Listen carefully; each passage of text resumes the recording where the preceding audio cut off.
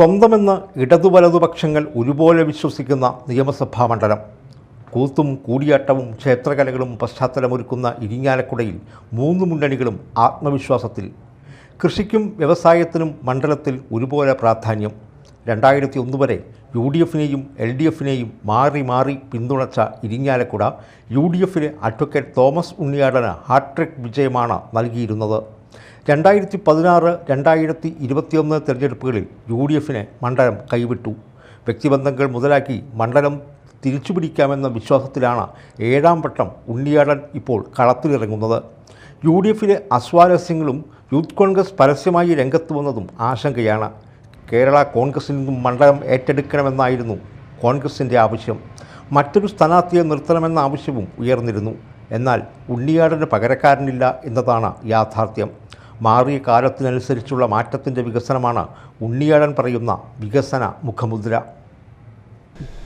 ഇരിങ്ങാലക്കുടയിലെ UDF സ്ഥാനാർത്ഥി Shri Thomas Unniyadan. ഇടതിൻ്റെയോ വലതിൻ്റെയോ എന്ന് തീർച്ച പറയാൻ കഴിയാത്ത ഒരു മണ്ഡലമാണ് നമ്മുടെ ഇരിങ്ങാലക്കുട. പക്ഷേ അത് 3 വട്ടം ഹാട്രിക് വിജയം നേടി പിടിച്ചു നിർത്തിയ ശ്രീ തോമസ് ഉണ്ണിയാടൻ കഴിഞ്ഞ 2 വട്ടം പരാജയപ്പെടുകയായിരുന്നു. പക്ഷേ ഇത്തവണ വീണ്ടും അദ്ദേഹം അംഗം കുറിക്കുകയാണ്. വിടാനുള്ള ഭാവമില്ലല്ലേ? എന്തിനാ വിടണം? ജനങ്ങളൊക്കെ നമ്മൾ വേണമെന്ന് പറയുമ്പോൾ നമ്മൾ വിടാനുള്ള കാര്യമുണ്ടോ?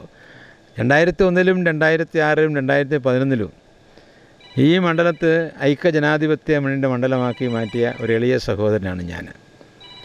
2001 വരെ ഈ നിയോജകമണ്ഡലം കമ്മ്യൂണിസ്റ്റ് പാർട്ടിയുടെ ഒരു വിജയ കേന്ദ്രമായിരുന്നു.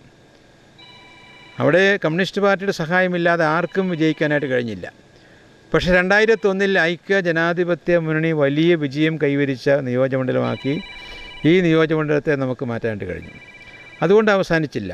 2006-ലെ തെരഞ്ഞെടുപ്പിൽ കേരളത്തിലെമ്പാടും കമ്മ്യൂണിസ്റ്റ് തരംഗം ആഞ്ഞടിച്ചപ്പോഴും ഇരിങ്ങാലക്കുട ഒരു വലിയ നിലയിൽ ഐക്യ ജനാധിപത്യ മുന്നണിയെ കാത്തു സംരക്ഷിക്കുകയുണ്ടായി. ഒരു കോട്ട തീർത്തു ഐക്യ ജനാധിപത്യ മുന്നണിക്ക് വേണ്ടി ഇരിങ്ങാലക്കുട.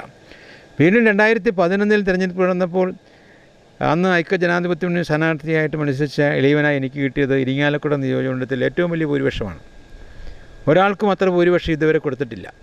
പിന്നീട് ചില ചെറിയ കാരണങ്ങൾ പേരിൽ ഞാൻ കുറച്ച് വോട്ടിന് പരാജയപ്പെട്ടു. പക്ഷെ പരാജയപ്പെട്ടപ്പോഴും തൃശ്ശൂർ ജില്ലയിലെ സംബന്ധിച്ചുള്ള ഒരു ചെറിയ പരാജയമായിരുന്നു അത്.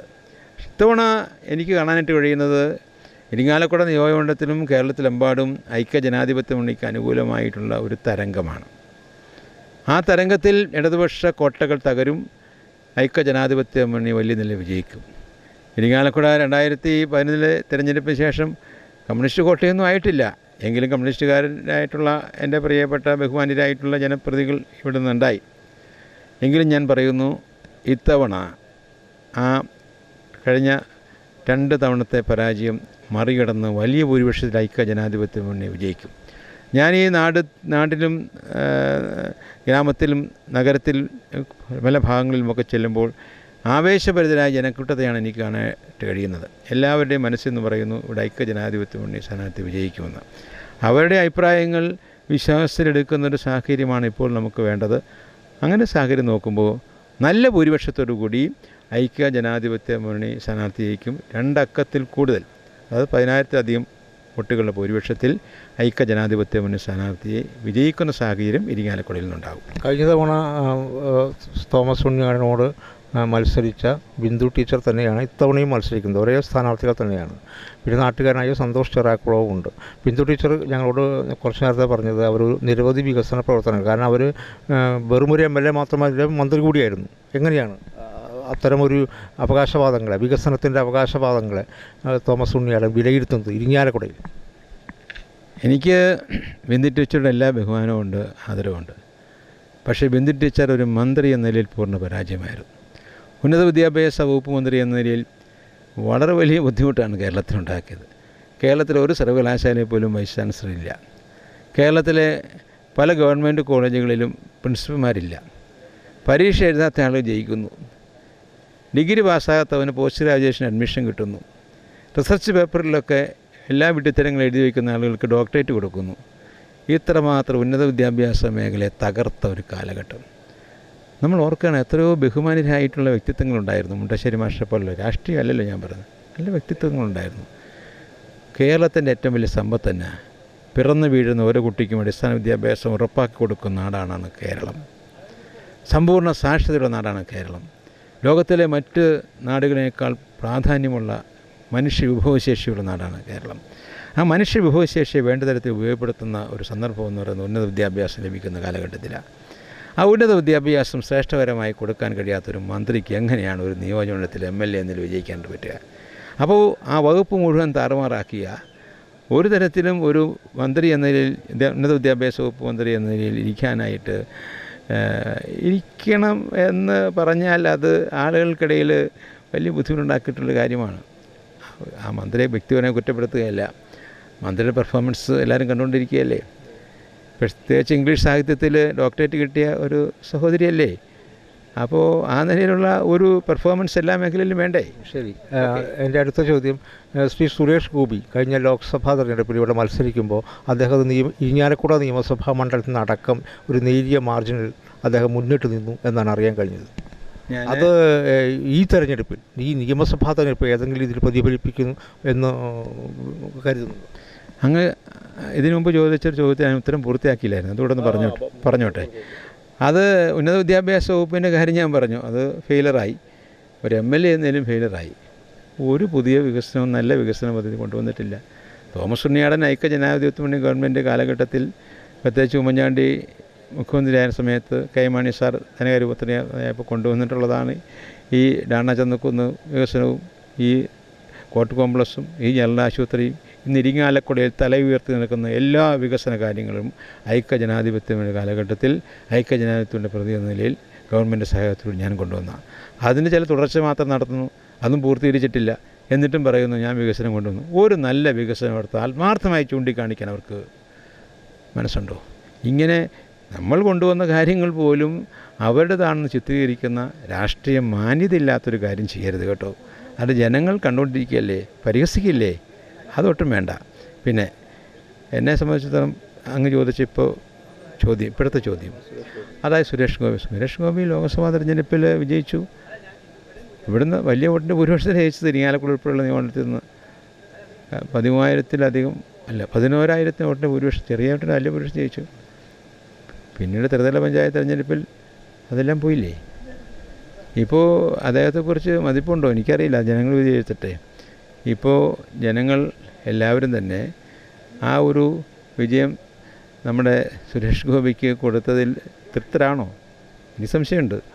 അപ്പോൾ അതുകൊണ്ടൊന്നും ഇനി അങ്ങനെ ഒരു കാര്യം ഒന്നും ജനങ്ങൾ ചിന്തിക്കില്ല. ജനങ്ങളൊക്കെ തന്നെ ഐക്യ ജനാധിപത്യ മുന്നണിയാണ്. പിന്നെ എന്നെ സംബന്ധിച്ചിടത്തോളം വ്യക്തിപരമായി ഞാൻ 3 വട്ടം MLA ആയപ്പോഴും MLA അല്ലാതിരുന്ന സമയത്തും ജനങ്ങളോടൊപ്പം നിന്ന ഒരു സാധാരണക്കാരനായ ഒരു വ്യക്തിയാണ് ഞാൻ. MLA അല്ലാതിരുന്ന സമയത്തൊന്നും ഞാൻ ഇവിടുന്ന് പോയില്ല, ഞാൻ ഇവിടെ തന്നെയുണ്ട്, ജനങ്ങൾക്കിടയിൽ തന്നെയുണ്ട്, ജനങ്ങളിടയിൽ ഞാൻ മാറിയൊന്നുമില്ല. ഇരിങ്ങാലക്കുടയുടെ മണ്ണിൽ വീട് വെച്ച് കുടുംബസമേതം താമസിക്കുന്ന ഒരാൾ ഞാൻ മാത്രമേ ഇതുള്ള MLA ഉണ്ടായിട്ടുള്ളൂ. എനിക്കറിയാമല്ലോ, ഒരാളും ഉണ്ടായിട്ടില്ല. എപ്പോൾ വേണേലും ആളുകൾക്ക് വന്ന് കാണാം. MLA ആയ സമയത്ത് എൻ്റെ ഓഫീസിൽ ബസ് സ്റ്റാൻഡിൻ്റെ മുകളിലായിരുന്നു ഓഫീസ് കെട്ടിടം. അവിടെ ആർക്ക് വരെ കാണാമായിരുന്നു, എപ്പോഴും കാണാമായിരുന്നു. ഞാനില്ലെങ്കിൽ എൻ്റെ സ്റ്റാഫ് ഉണ്ടാവും. ഇനി അതിൽ രാത്രിയാണെങ്കിൽ എൻ്റെ വീട്ടിൽ വരാം. എപ്പോഴും ഞാൻ സമീപസ്ഥനായിരുന്നു. എല്ലാവരുടെയും കാര്യം ഞാൻ കേട്ടിട്ടുണ്ട്. അതിൽ ഞാൻ രാഷ്ട്രീയമോ ജാതിയോ മതമോ സ്ത്രീയോ പുരുഷനോ എന്ന വ്യത്യാസമൊന്നും എനിക്കുണ്ടായിരുന്നില്ല. പാവപ്പെട്ടവനെന്നോ പണക്കാരനോ വ്യത്യാസം ഉണ്ടായിരുന്നില്ല. ഞാൻ എല്ലാവരുടെയും കാര്യങ്ങൾ കേൾക്കുന്ന ഒരു സാധാരണ ആളായിട്ട് ഞാൻ എപ്പോഴും ജീവിച്ചിട്ടുണ്ട്. ഇപ്പോഴും അങ്ങനെ തന്നെ ജീവിച്ചു പോകുന്നു. അതുകൊണ്ട് തന്നെയാണ് ആൾക്കാർ തീർച്ചയായിട്ടും എന്നോട് എന്തെങ്കിലും താല്പര്യം പ്രകടിപ്പിക്കുന്നുണ്ടെങ്കിൽ അതിൻ്റെ കാരണം അത് തന്നെയാണെന്ന് വിശ്വസിക്കുന്ന ഒരു ഉറച്ച ഈശ്വരവിശ്വാസിയാണ് ഞാൻ.